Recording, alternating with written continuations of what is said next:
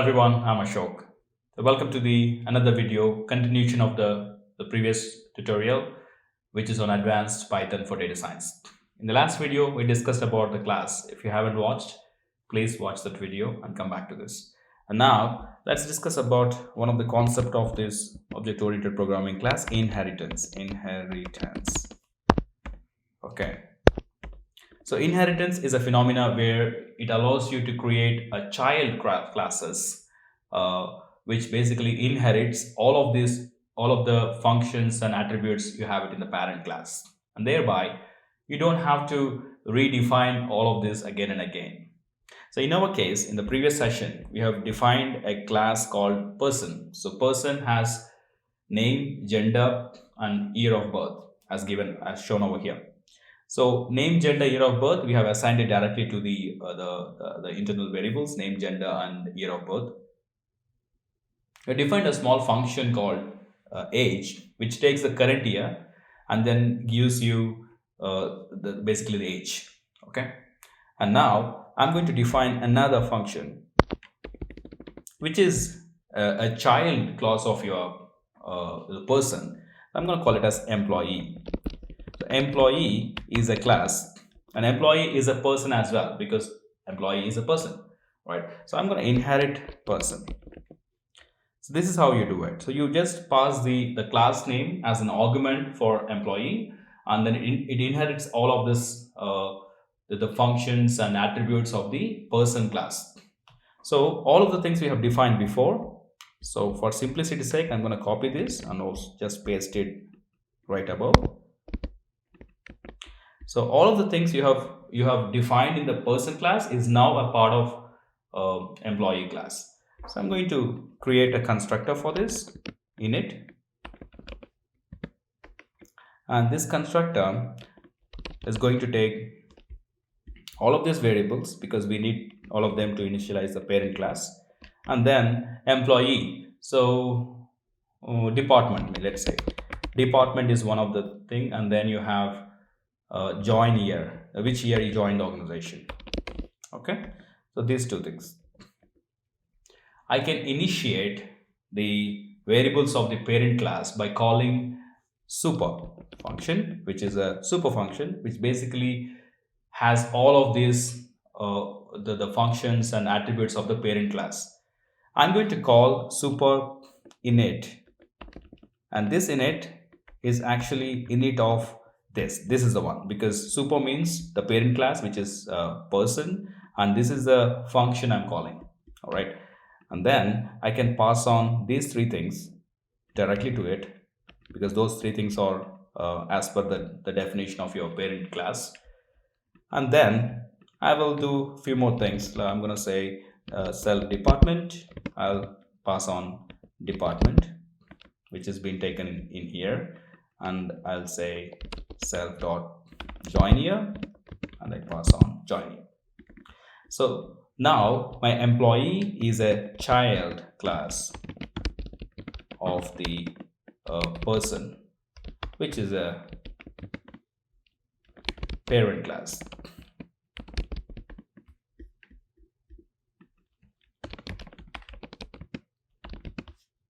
It's a child class of the person, which is a parent class.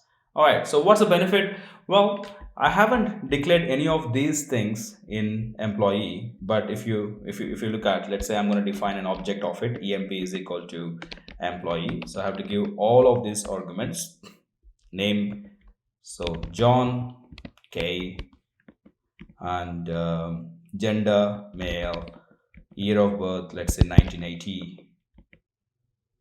Okay, and then department, let's say HR department. 1980 is an integer because we are doing some maths. Department is a HR department, human resource. And then you have joining year, let's say joined in 2010, for example, year. So I've given all of these 5 arguments as per the constructor of the class, and then I'm going to call employee, and I say let's say gender.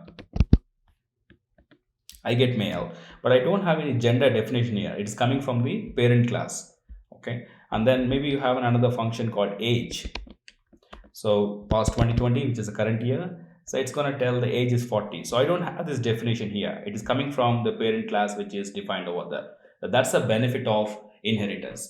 The purpose of inheritance is you can create a structure of classes. You can have a parent class, let's say like a person, and a child class, which is also a person, but he's a special person who is an employee. All right, and we can define all of the employee attributes in the employee, and all of the general attributes, common attributes a person has, can be defined in the parent class. A parent class, the parent class person. The person class can also have many different childs, which might also inherit all the person attribute, and then define their own further functions and variables. A child class employee can further have further child. So basically, it will be a grandchild or a child and a child. And this concept is really helpful because it helps you to create a structure of classes and really helps you to reduce the redefinition of all of these things. Not just reduce the redefinition. So it actually gives a very logical sense of constructing classes, templates. Because if you want to do some changes, if you do some changes in person, all of its childs and grandchilds, everything will automatically inherit. So maintenance, managing the classes also becomes very easy. All right. So let me also define one more function over here, which is, let's say, define. I'm going to talk about the service. How many years he is with our company. All right. Or maybe I would say I'll define the retirement age. So let's say the retirement age is a new variable, which is kind of fixed. Let's say retire age is equal to 60. So 60 years, any employee of this company will retire. Okay. So I'm going to define a remaining service, for example, remain service remaining. The names are really bad, but just want to. So we know the age of the person, we know the retirement age, and the remaining service can be simply calculated without any further inputs. So no inputs taken for this except the self itself, because I need all of this class. I'm going to say return super, which is a parent class. Parent class has self dot retire age is that 60, which is defined, minus the super, and then you say year of birth. How much of age remaining is your retirement age. So basically it is your age, retirement age minus your age. So I'm going to call super age, and yeah, well, you need to take the current year because that's required, current year. So I'm going to just pass on the current year over here. Okay, so I'm taking a current year, and let me see, it works.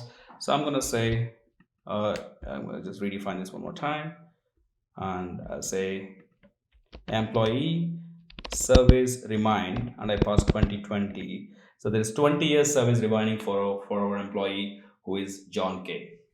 So this service remaining is actually taking a function from the parent class and the attribute from the same class, which is the employee class. Okay, hope that's helpful. And if you have any further questions on this inheritance concepts, please leave it on the comment. I'll answer them. I'll do my best to answer them.